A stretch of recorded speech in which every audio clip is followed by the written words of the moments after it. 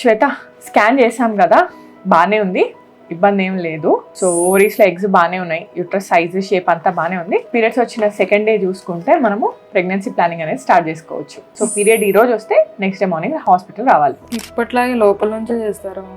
Internal స్కానే ఉంటుంది, ఎందుకంటే మనకు ఓవరీస్ దగ్గరగా కనిపిస్తాయి కదా. సో ఓవరీస్లో ఎగ్స్ ఏమున్నా క్లియర్గా కనిపిస్తుంది, ప్లస్ ఎండోమెట్రియం లైనింగ్ కూడా క్లియర్గా ఉంటుంది.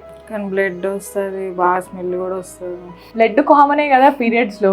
సో స్మెల్ అనేది ఎందుకు వస్తుంది అంటే బేసిక్ గా మన మెన్స్ట్రువల్ బ్లడ్ లో ఐరన్ ఉంటది కదా. సో ఐరన్ గాలికి ఎక్స్పోజ్ అయినప్పుడు మెటాలిక్ స్మెల్ అనేది వస్తుంది, అది కామన్. అట్లా కాకుండా ఫిషీ ఆర్డర్ ఏమన్నా ఉంటే అప్పుడు మనం భయపడాలి. ప్లస్ మెన్స్ట్రువల్ బ్లడ్ అనేది టిష్యూ కదా, టిష్యూ బయటకు వచ్చేటప్పుడు డెఫినెట్ గా కొంచెం పెయిన్ ఉంటుంది, స్మెల్ కూడా ఉంటుంది. ఇట్స్ ఓకే, కామన్ గైనకాలజిస్టులు అందరికి. సో ఇంటర్నల్ స్కానే better. Plus second day scanning చేస్తే మనకి ఏంటంటే ఓవరీస్ లో ఎగ్స్ అన్ని కూడా రెస్టింగ్ ఫేజ్ లో ఉంటాయి. సో మనం టాబ్లెట్ ఇచ్చిన, ఇంజెక్షన్ ఇచ్చిన ఎగ్ గ్రోత్ కి బెటర్ గా పనిచేస్తుంది. ప్రెగ్నెన్సీ ప్లానింగ్ అనేది సెకండ్ డే ఆఫ్ సైకిల్ నుంచే స్టార్ట్ చేస్తాం మనం. సో ఎగ్స్ అన్ని కూడా చిన్న సైజ్ లో వెల్ కోఆర్డినేటెడ్ ఉంటే బెటర్ రెస్పాన్స్ ఉంటుంది. మనం 6th డే టాబ్లెట్స్ ఇంజెక్షన్ వేసాం అనుకో, ఎగ్ గ్రోత్ సరిగ్గా రాకపోవచ్చు. సో సెకండ్ డే హాస్పిటల్ రావడం చాలా ఇంపార్టెంట్.